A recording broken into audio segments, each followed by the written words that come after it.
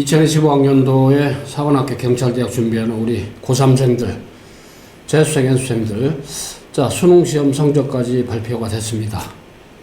글쎄, 수능 성적을 딱 뚜껑을 열고 보니까 쉬운 듯 했던 국어가 그야말로 완전히 불수능이었다라고 해서 만점자 평균 점수가 150점 정도로 그야말로 역대급으로 국어가 어려웠습니다. 자, 아마 이제 그대로 경향이 아마 좀 내년도에 7월 마지막 토요일에 보는 사관학 경찰대 1차 시험도 아마 좀 메가 트렌드로 연결이 되지 않을까 싶은데, 우리 거기 사관학교 경찰대학 그다음에 수능 대치동 스카이프시 교육의 국어 총괄 연구팀장 우리 윤기신 박사님 모시고 한번 자 간단하게 진단하겠습니다. 자, 반갑습니다. 반갑습니다.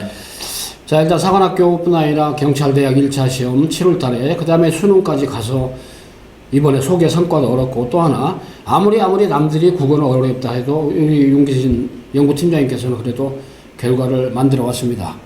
뿌듯하지 않습니까? 네. 네네. 자, 여기 나왔듯이 말이죠. 저희 수강생들의 65%가 수능 이번에 2024학년도 1등급을 득했습니다. 자, 가열차게 지도했습니다. 열심히 했습니다. 저도 국어 지도합니다. 저 노한기 원장입니다. 자, 교육원장인데요. 일단 이 OT 영상 강의는 일단은 이번에 발표한 수능 국어, 물론 과목별로 영어, 수학 다 따로 별도로 합니다. 전문가들이 가장 전문화된 거기 때문에. 그래서 일단은 이 OT 영상 강의는 금년도 수능 좀 결과 간단하게 핵심적인 포인트를 이제 압축하고, 물론 이제 문제풀이 강의는 이제 현장에서 별도로 이루어지고 이제 영상으로 따로 올릴 겁니다만은, 그 다음에 있죠. 사관학교 경찰대학 2024학년도에 국어 서로 견주어서 어떤 연관성이 있는지. 자, 선생님, 참고로 저 국어는 어차피 수능의 맥락이 그대로 내년도에 1차 시험 7월 달에 보는 경사가 연결이 되겠죠? 그렇겠죠. 네네. 네. 타이틀에도 저희가 2029 경상을 합격 국어로 잡았는데, 일단은 국어 금년도 수능 진단을 해서 일단은 한 6개월 이후에 이루어지는 바로 사이클 다 연결이 되기 때문에, 자, 그런 거 하시고, 또 묘하게 말이죠. 7월 달에 보는 경사관 1차 시험이 또 그대로 또 수능에 또 반영이 되고, 네. 계속 말이죠. 일단 다람쥐 쳇바퀴 돕니다. 연결이 돼 있다는 얘기죠. 그런 연장선상에서 보자. 수능과 단절된 건 아니죠. 어차피 경사관 1차는 바로 뿌리를 수능에 두고 있기 때문에. 자, 그야말로 경사관의 바로 명불허전입니다.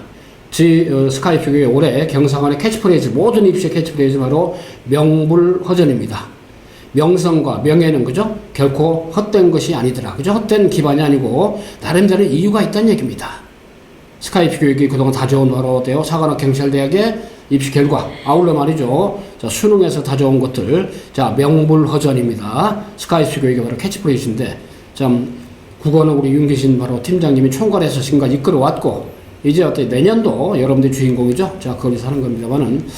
자, 간단하게 말이죠. 일단 선생님 거기 금년도 그 수능 국어 결과를 간단하게 한번 좀 이렇게 워딩을 해놨는데 한번 좀 포인트만 정리해 주시죠. 예. 일단은 엄매 화장은 빼고요. 네. 될 거니까. 예. 일단은 지금 이제 여러 가지 이야기들이 있는데요. 네. 제가 생각을 했을 때는 일단 다들 결과를 통해서 아시는 것처럼 쉬운 시험은 아니었습니다. 네. 그리고 이제 독서와 문학을 이제 주되게 말씀드릴 텐데, 이 독서 부분에 대해서 많이 어렵지 않았다라고 이야기를 하시는 분들이 계시지만, 사실 제가 봤을 때는 학생들이 이 지문과 문제들을 처음 딱 접하고서 그렇게 쉽게 풀어내기만은 이제 쉽지 않은 이제 그런 문제였다, 이제 문제와 지문이었다라고 생각이 들고요. 문학 같은 경우에도 지문 자체는 어떻게 보면 좀 평이하게 나왔다고 볼 수가 있는데, 이제 문제가 예전과는 이제 조금 다른 색깔을 가지고 있는 부분들이 조금 있었던 것 같고요. 그리고 현대시 같은 경우에 이제 그 한 지문은 이제 좀 상당히 좀 어려웠죠. 그리고 이제 소설 같은 경우에 그 박태원의 소설이 이제 좀 이례적인 지문이다라고 이제 평가를 하시는 분들이 계시던데, 박태원의 기본적인 어떤 작품들을 좀 공부를 하셨던 분들이라고 하면 이게 특별히 이렇게 이례적이진 않다라고 하는 부분도 좀 이해를 하실 수 있을 것 같다는 생각도 들고요. 어쨌거나 이제 그런 부분에서 좀 예전 수능과는 조금은 차이가 있었는데, 어쨌거나 이제 독서나 문학 전반적으로 다 좀 어려운 그런 시험이었다라고 이제 말씀을 드릴 수 있겠습니다. 그리고 이제 이런 기조들이 아마도 이제 아까 원장님 말씀하신 것처럼 내년 그 사관 시험에도 그대로 좀 이어지는 모습을 보인다고 봤을 때, 그러면 내년 사관 시험도 작년에 비하면, 그러니까 올해죠. 올해에 비하면 내년 시험이 조금 더 어려워질 수 있지 않을까 하는 생각을 조심스럽게 해보겠습니다. 대부분의 수험생들이 수능 딱 끝나고 나서도 그걸 주저하니까요.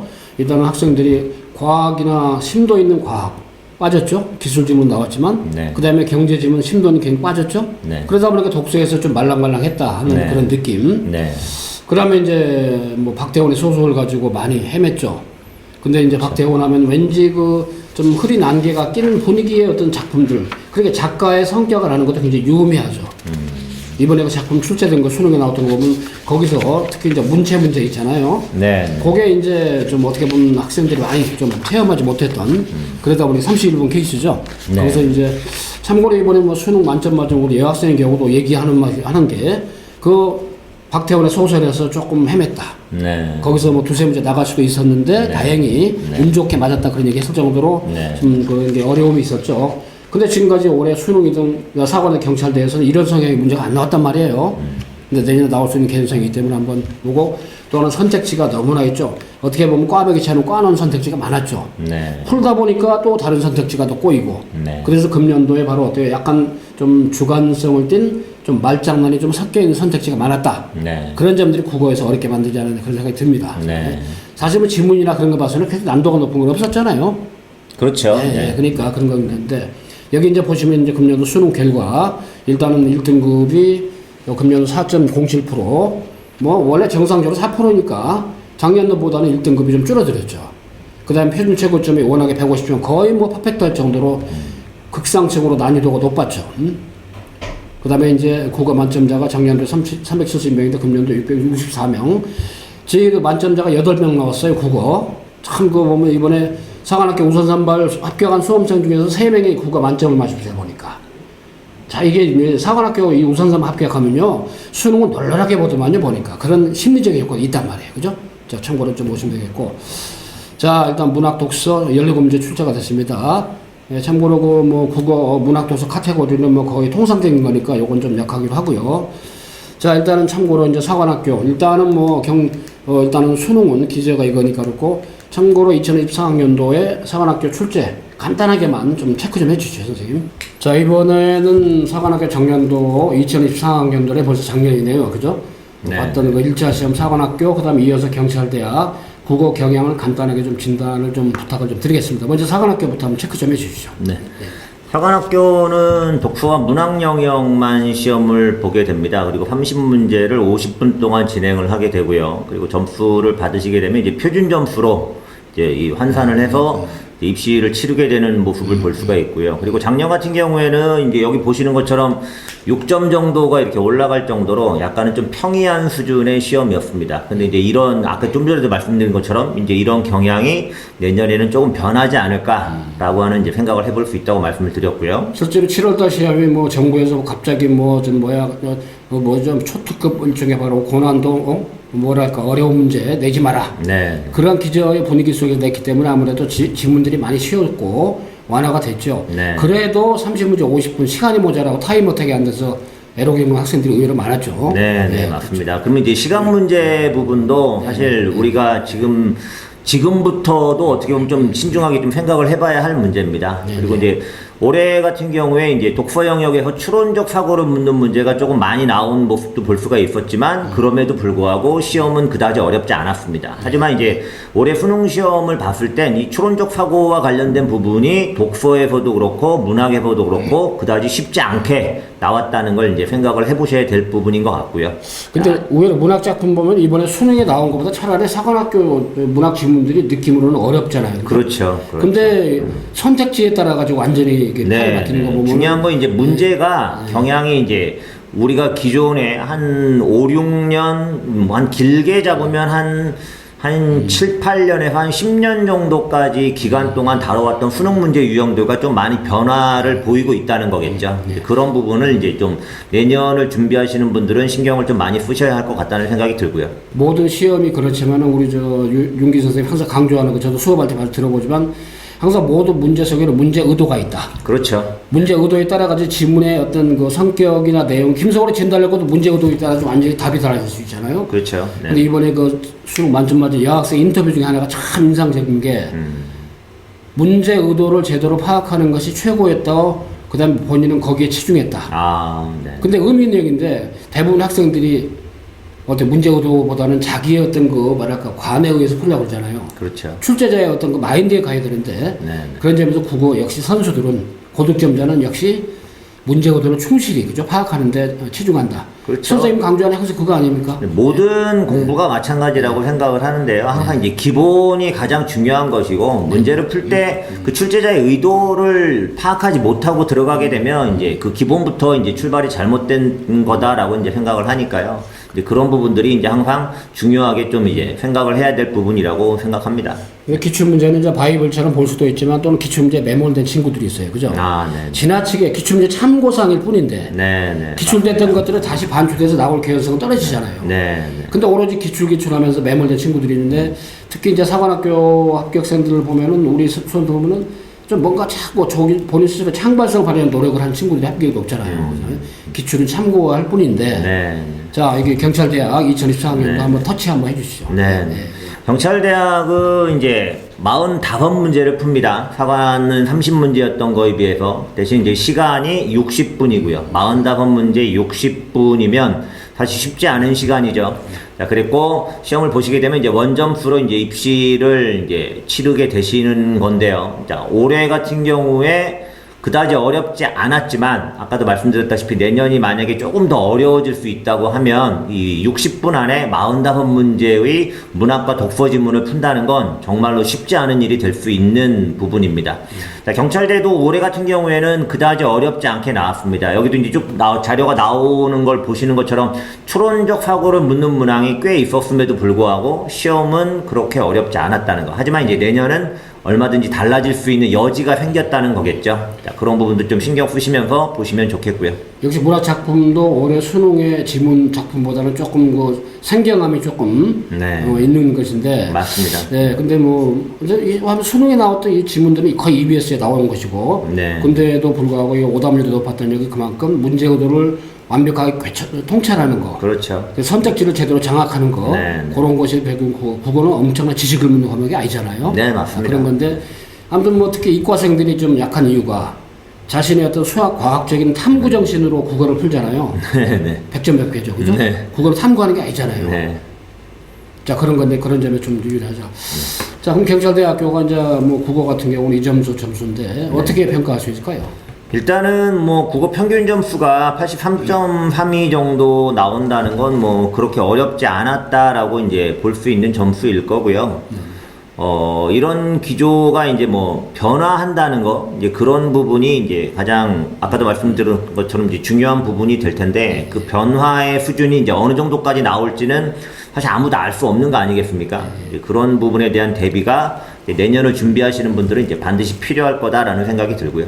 역시 이제 그 변별력이 높은 문항들은 문제 유형은 추론적 사고 문제. 네. 그래서 일단 금년도 수능에서 나왔던 문제도 추론적 사고를 중심으로 한 아마 3점 문항들이 거의 다 그 추론적 사고잖아요. 복합적으로. 네, 그런 부분이 많죠. 그래서 한번 그 금년도 출제가 된 문제 중에 추론적 사고 대표 문제들 한번 쭉 보시면서 네. 자 스크린 좀 한번 해주시죠. 네. 어차피 요것이 내년도 사관 경대 문제 어떤 접근의 어떤 출발점이 되는 거니까 네. 또 이걸 중심으로 지고 이제 문제 뱅크식으로 엄청 많이 문제를 개발하고 있잖아요. 네. 그런 거기 때문에 자 간단히 진단하는 거 좀 내용 네. 보겠습니다만은 자 우선 1번서 3번까지 독서론인데 지문의 성격만 간단히 한번 얘기해 주시죠. 일단은 뭐 초인지의 역할에 대한 설명을 하는 지문이었고요. 네네. 뭐 독서 지문이 어렵지 않았다, 평이했다라고 말씀을 하시는데 이 지문은 이제 그거에 충분히 부합하는 지문이라고 볼 수 있겠습니다. 네, 그 중에서도 조금 이제 추론사고 문제 대표 문제가 바로 3점짜리 3번이었는데 그렇죠. 3번이 이제 3점짜리 문제로 나왔는데 근데 이제 이 문제는 일단 그 기역 니은 제시문에 이제 기역 니은 디귿 미음 밑줄이 있는 모습을 볼 수가 있고요. 그걸 그리고 이제 선택지 A, B, C, D, E가 주어지면서 이제 그 두 개의 내용을 연결지어서 사고하는 것을 물어보는 문제였습니다. 근데 이게 지금 답이 1번 선택지인데 1번 선택지를 보시면 네, 여기 보시면 사용주인 전략을 계속 사용하기로 결정했다라고 나왔는데, 여기 보기 잠깐 보시면요, 맨 처음에 이 용어가 무슨 뜻인지 모르겠어 라고 이야기를 했는데, 그럼에도 불구하고 무시하고 읽습니다. 그죠? 근데 다시 등장하니까 이번에는 문맥을 통해 의미를 가정하고 읽어봐야겠어 라고 해서 기존에 무시하고 읽던 이 읽기 전략을 이제는 다시 나오게 되니까 그걸 수정한다는 이야기가 되는 거 아니겠습니까? 근데 그 두 개의 내용을 연결지어서 생각을 해보면, 1번 선택지에서 판단하여 사용 중인 전략을 계속 사용하기로 결정했다라고 하는 건 내용에 부합하지 않는 설명입니다. 그러니까 일단은 제시문의 내용과 그리고 보기에서 주어진 내용을 연결지어서 사고하는 것을 물어보는 문제 유형이긴 했지만, 답을 1번에서 처리하고 그리고 1번 선택지가 판단하기에 그렇게 어렵지 않게 나오면서 3점을 주면서 좀 학생들을 어렵게 만들려고 했다기보다는 그냥 이제 처음 시작을 좀 무난하게 시작할 수 있게끔, 그래서 좀 출제위원들이 학생들 배려한 문제가 아니었나라는 생각이 들고요. 요 문제보다는 이제 뒷부분에 가면 이제 독서에서 좀 더 본격적인 그 내용을 물어보는 문제들이 나오게 됩니다. 자, 여기 이제 두 번째 지문인데요.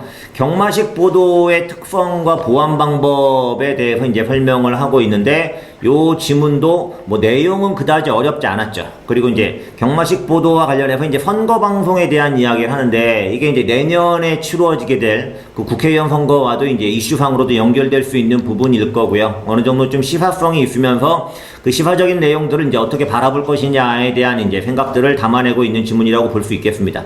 여기서 이제 6번 문제가 3점으로 처리가 되면서, 자, 문제를 보시면 니은과 관련하여 A와 B의 입장에 대한 반응으로 가장 적절한 것은 이라고 문제가 나옵니다.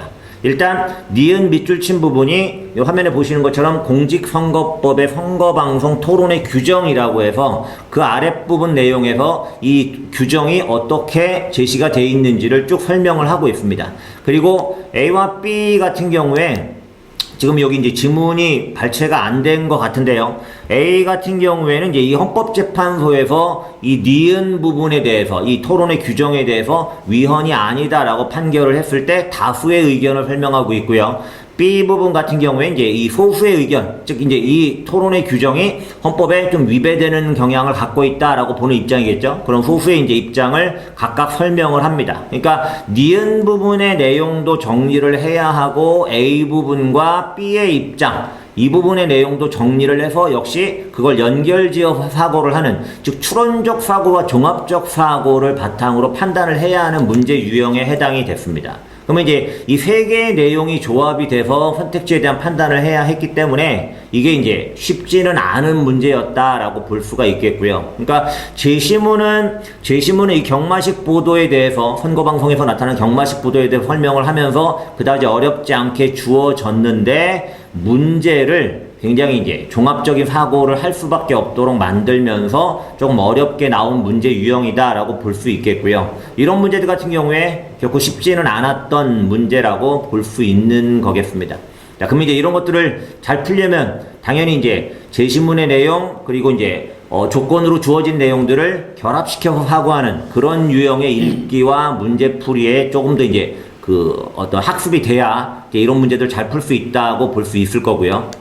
자, 그 다음에 6번 문제가 이제 요거고, 이제 그 다음 질문 같은 경우에 이제 이 데이터에서의 결측치와 이상치를 처리하는 방법에 대해 설명을 하고 있는 지문이 있는데요. 이 지문 같은 경우에는 이제 내용 자체도 학생들이 처음 딱 맞닥뜨렸을 때는 조금 부담스러울 수 있는 그런 지문이었습니다. 그리고 이제 여기서 10번 문제가 지금 이제 3점짜리로 출제가 되면서 조금 어려웠다고 볼 수 있는데, 이 문제 같은 경우에, 자, 문제 보십시오. 니은과 관련하여 윗글의 A 기법과 보기의 B 기법을 설명한 내용으로 가장 적절한 것은 이라고 해서 좀 전에 봤던 6번 문제와 사실 거의 내용만 다르지 거의 같은 유형이라고 볼 수 있는 문제에 해당이 됩니다. 즉 니은 밑줄 친 부분을 읽고 여기서 A 기법이 어떤 특징을 가지고 있는지 그 부분의 내용을 이제 정확하게 정리한 후에 그 다음에 보기의 기법을 설명한 내용, 보기에서 나와 있는 요 핵심이겠죠. 이 보기에 나와 있는 B 기법에 대한 이제 핵심을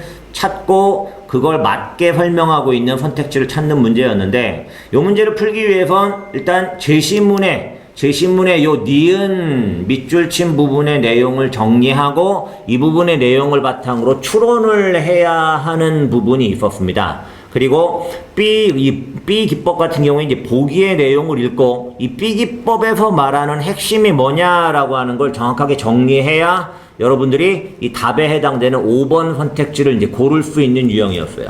특히나 이제 문제가 쉽지 않았는데 답이 또 이제 5번 선택지에 가서 5번으로 이제 5번에 가서야 나오게 되면서 학생들이 이제 상당히 부담을 많이 가질 수 있었던 문제 유형이다라고 볼 수가 있겠고요. 아까 말씀드린 것처럼 6번 문제와 거의 비슷한 유형이기 때문에 이런 유형의 문제가 앞으로 독서 지문에서 이제 조금 더 많이 나올 수 있지 않을까라는 이제 생각을 해보기도 할 수 있는 이제 그런 문제에 해당이 되겠습니다.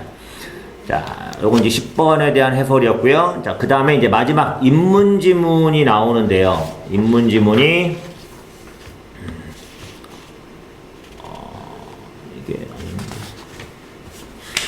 인문지문에서,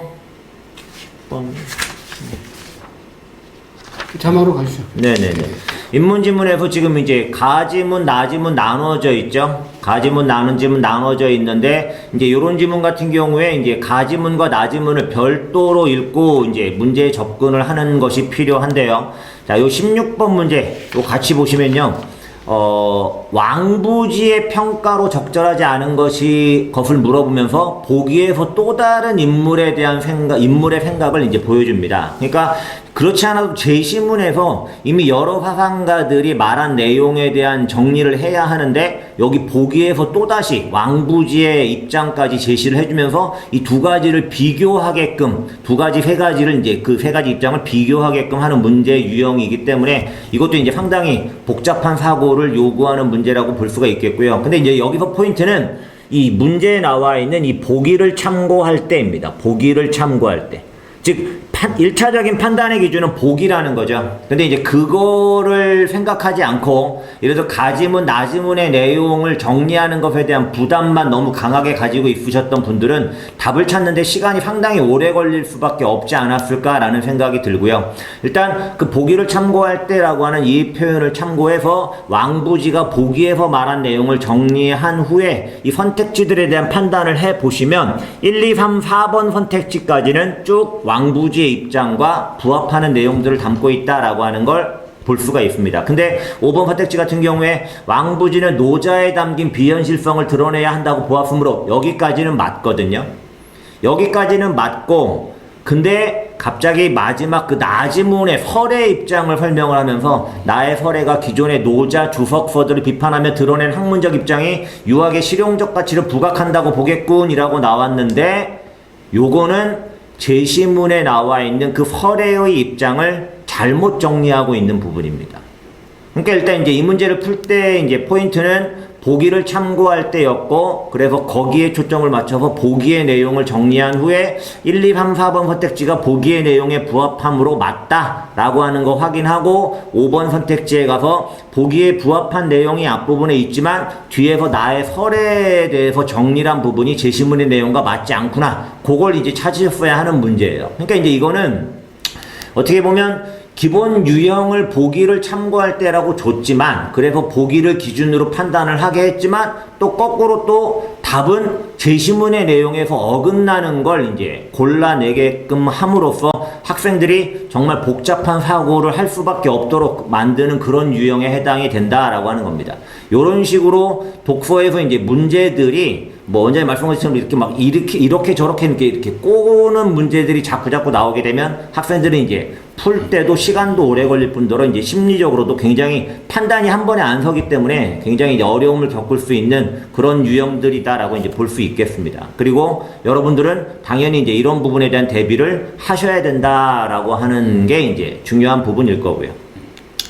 자, 그 다음에 이제 문학 지문 가보시면요. 문학 같은 경우에 이제 좀 독서에 비해서 어려웠다고들 말씀을 많이 하시는데요. 사실 첫 번째 나오는 김원전 같은 경우에는 그렇게 어려운 지문은 아니었죠. 여러분들이 이제 이때까지 공부를 하는 과정에서 이제 많이 봤을 수밖에 없는 그런 지문에 해당이 되고요. 그리고 이제 일반적인 고전소설의 특징에서 뭐 크게 벗어나지 않는 그런 유형의 문제들이었다라고 볼 수가 있겠고요. 21번 문제 같은 경우에 보기를 참고해 적절하지 않은 것은 이라고 이제 물어보고 있는데, 자, 요거 이제 5번 선택지를 보시면 1세의 무쌍한 무예를 갖춘 원수가 아귀의 비수로 기둥을 베어 보는 데서 주인공이 적대자를 처치하기 위해 자신의 계획대로 초월적 능력을 시험하고 있음을 알 수 있군 이라고 나왔는데, 이건 제시문의 내용에 이 선택지의 내용이 어긋나는 부분입니다. 제시문 마지막 부분이 지금 이제 여기 이제 편집이 돼서 나와 있지는 않지만 어쨌거나 이제 제시문 마지막 부분을 보시면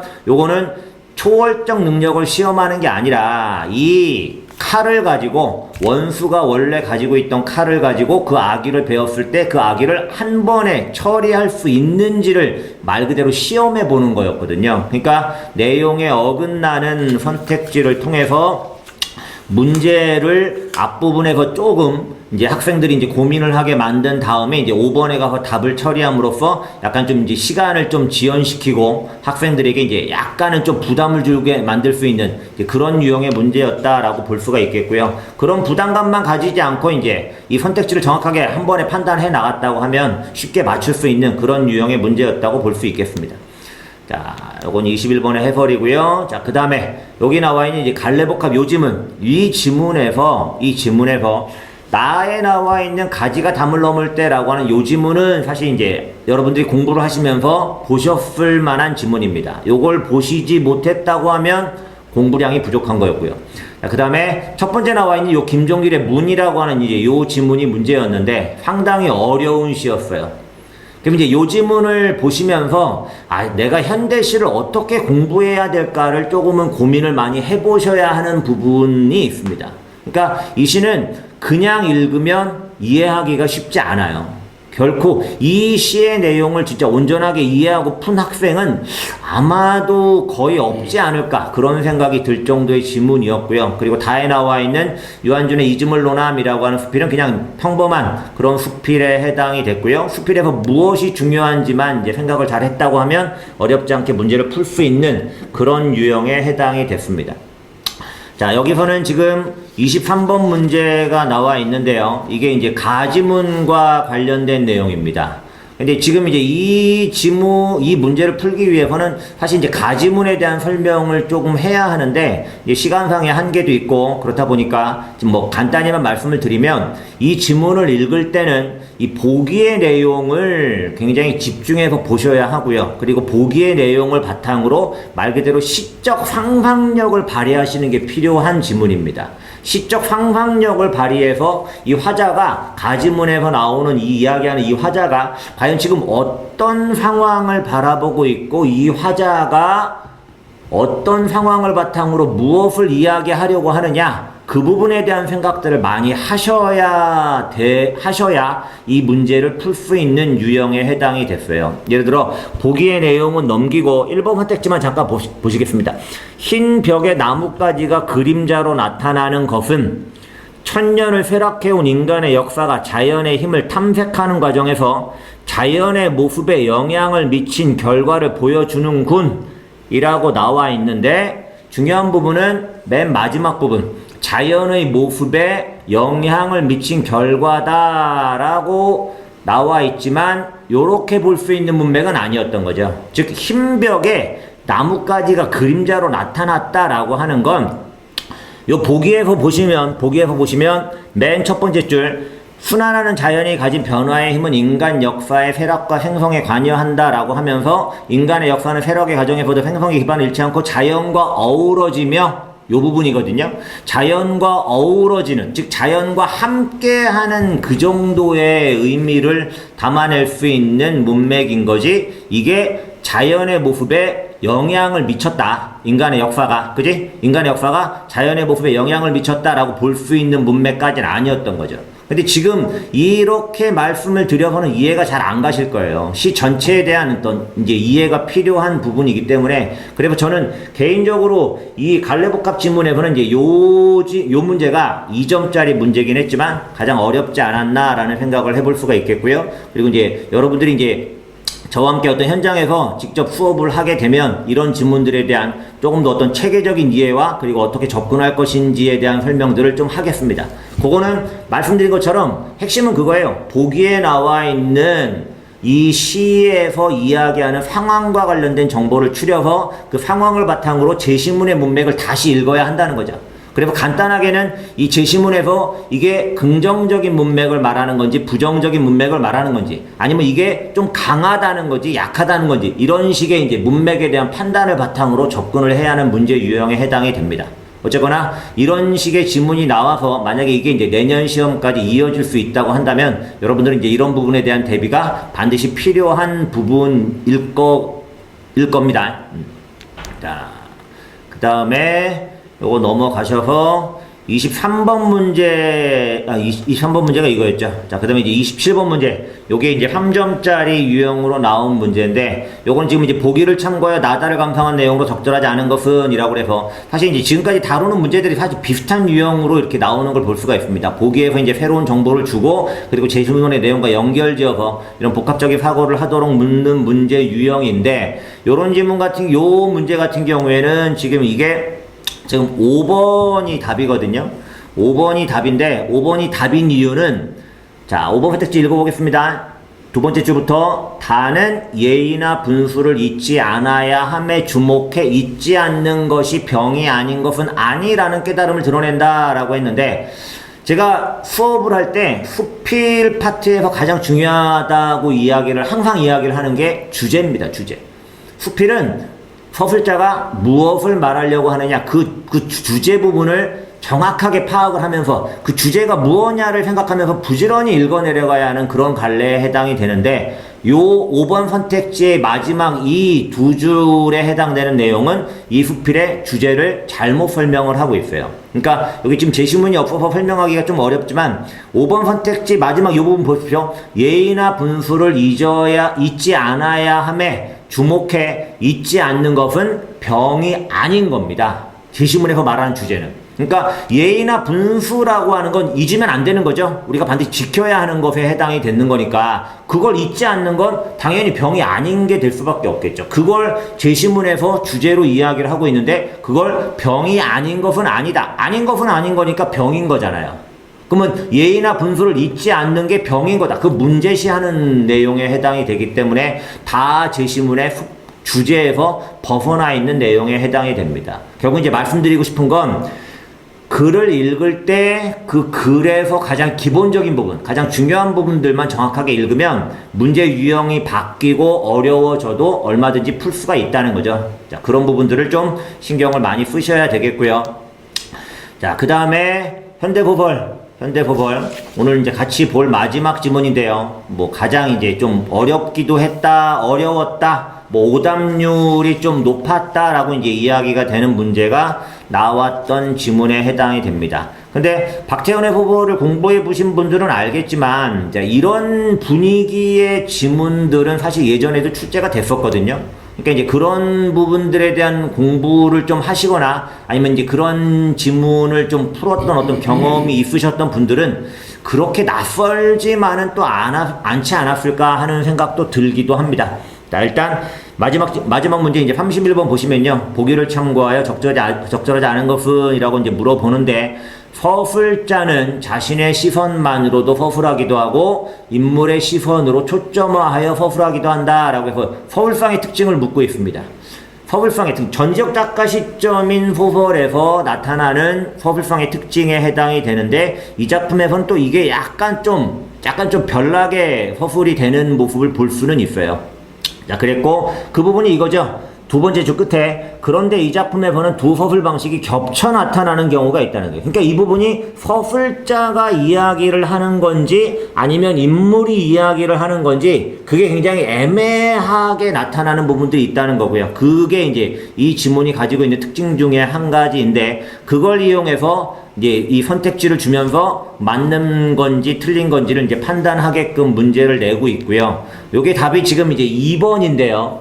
자, 2번 선택지 잠깐 보겠습니다. 서술자 시선의 서술과, 즉 서술자가 썼다는 거죠. 서술자 입장에서 인물의 시선으로 초점화한 서술이 겹쳐 나타난다라고 했습니다. 그러니까 이건 서술자의 시선이기도 하고 인물의 시선이기도 하다는 이야기인데, 그 부분까지는 니은 밑줄 친 부분을 읽어보시면 가능한 이야기예요. 근데 이제 그 뒷부분 보시면 상황을 잘못 인지한 채 상대의 생각을 추측하는 인물에게 서술자가 거리를 두고 있음을 드러낸 것이겠군이라고 나왔는데, 여기서 요 인물에 해당되는 인물이 그 갑득이 어미라고 하는 인물입니다. 갑득이 어미. 근데 그 갑득이 어미라는 그 인물에 대해서 내용을 정확하게 파악했다면, 즉 갑득이 어미라는 그 인물의 심리라든가 인물이 처한 상황이라든가 그 부분에 대한 내용을 정확하게 파악을 했다면, 요 두 번째 줄, 선택지에서 두 번째 줄, 상황을 잘못 인지한 채 상대의 생각을 추측하는 인물에게 이 부분이 틀렸다는 걸 바로 확인을 할 수가 있죠. 즉, 이 문제가 어렵긴 했지만 아까 이야기했던 그 얘기예요. 소설을 읽을 땐 인물이라는 요소가 가장 중요하고요. 현대소설 같은 경우에 그 인물의 심리를 정확하게 따라가면서 읽는 것이 반드시 필요한 갈래에 해당이 됩니다. 그 부분에 초점을 맞춰서 여러분들이 읽기를 하셨다고 하면 이 선택지가 틀렸다는 걸 한 번에 찾아낼 수가 있어요. 근데 이제 그것을 이제 생각하지 않고 그냥 어떤 전체적인 내용만 생각을 하면서 읽어 내려가셨다고 하면 상당히 어려울 수 있는 선택지들입니다. 그리고 나머지 선택지들도 선택지 자체가 굉장히 어려워요. 그러니까 판단하는데 이제 시간이 오래 걸릴 수밖에 없었던 거고요. 결국 이제 똑같은 이야기를 다시 반복하게 되는데, 갈래별로, 지문별로 중요한 부분들이 있다는 거죠. 그게 뭐 유별난 부분이 아닙니다. 굉장히 기본적이고 여러분들이 공부를 할 때 반드시 중요하게 생각을 하고 보셔야 하는 부분들인데, 그런 부분들을 좀 차근차근 공부를 좀 깊이 있게 하시면 얼마든지 이제 해결이 가능한 그런 유형의 문제들이다라고 이제 볼 수 있다고 생각을 합니다. 이제 여러분들 이제 현장 강의에서 이런 부분들은 이제 좀 더 구체적으로 이야기가 많이 될 수 있으니까요. 그런 부분들 좀 많이 참고해 주시면 좋겠습니다. 네, 이제 마지막 질문 이제 김인겸 일동정이가 조선 후기 가사. 네. 그다음에 이제 화암국이라고 이제 연수조가 나왔죠. 네. 뭐 문제들은 어렵지 않았습니다. 감상 내용인데 문제 패턴들은 거의 비슷해요. 그래서 감상 중거를 가지고 보는 거니까. 자, 일단 뭐 선생님께서 마지막 아까 31번의 경우 집중적으로 말씀해 주셨는데, 거기서 바로 느껴지는 게 문제 오도를 정확히 통찰해라. 네. 아마 그런, 그렇죠. 살짝 보기 내용 보면 다 이 준거가 있잖아요. 네. 그리고 문학에서는 보니까 복합적인 감상 문제는 보기를 최대한 활용하면서 거기 맞춰서 스크린하면서 딱 그립, 장학을 그렇죠. 해서 선택지하고 대응해야 되는데, 네. 지금 보니까 끊임없이 그냥 작품들의 어떤 전체 내용 정말, 그러니까 작품 보다가 선지 보다가 보기 보다가 중심에서 풀어가다 보니까 이제 혼란스럽고, 네. 답은 계속 늘어나고, 네. 아마 그런 것이 아니었나 생각이 듭니다. 자, 예를 들면 아주 일단은 그 금년도 수능 문제하고, 그 다음에 이제 기출됐던 사관학 경찰대학 출제 경향 간단하게 서로 약간 오버랩되는 부분도 말씀드렸는데, 뒤에 내용이 똑같습니다. 그죠? 사관학교든 경찰대학이든 수능이든 다만 이 사이클이 계속 돌기 때문에 오늘 우리 선생님 진단처럼 일단은 수능의 기준을 두고 지금 받은 대표 그 수능 문제 있잖아요. 그런 유형들이 아마 내년도 3월, 4월 모의고사, 6월 평가원, 아울러 7월달 수능까지 경사관 1차 시험까지 연결이 될 거로 사료가 됩니다. 자, 그래서 그런 점 참고하셔가지고 금년도에 수능이 이렇게 나왔구나, 난도가 높았구나, 막연하게 높다가 아니라, 막연하게 어려웠다가 아니라 실체를 접해볼 기회가 여러분들이 많지 않기 때문에 간단하게 오답률이 높았던 대표적인 문제 한 8문제 정도를 먼저 터치를 해드렸습니다. 아마 이런 스타일의 문제를 금년도에 주구장창 시도 때도 없이 모의고사 볼 때마다 경험하게 될 거고, 경사관까지 보게 될 거라고 사료가 됩니다. 선생님 마지막으로 있죠. 일단은 뭐 경사관을 준비하면서 어차피 경사관 준비도 수능을 탄탄히 준비하는 거니까요. 네. 그 2024학년도 지나서 2025학년도에 경사관 지원 목표로 하는 우리 경사관 예비 지원자들, 자, 고3들, 재수 N수생들, 특히 재수 N수생들은 얼마나 습습을 하겠습니까? 생각지도 않게 오답이 많고, 네. 국어 그렇게 엄청나게 밥 먹듯이 했는데, 국어 좀 성적이 안 나오면 모의고사 왕창 풀어대는 수험생들 있죠? 네. 양보다는 질이 중요한 거지 않습니까? 그렇죠. 마지막으로 어드바이스 한번 해주시죠. 내년도 합격을 위해서. 간단하게. 일단은 좀 국어가 원래 이렇게 어렵지 않은 과목인데 학생들이 느끼기에 이렇게 좀 어렵게 나오다 보니까 좀 그런 부분들이 많이 좀 당황스러웠을 수 있는데요. 모든 공부라는 게 그렇듯이 시험에서는 결국 물어볼 걸 물어보게 됩니다. 근데 물어볼 걸 물어본다는 얘기는 결국 그 지문을 읽고 그 지문에서 말하고자 하는 가장 중요한 부분들, 가장 기본이 되는 부분들을 이제 얼마나 정확하게 파악하느냐가 중요한 거니까요.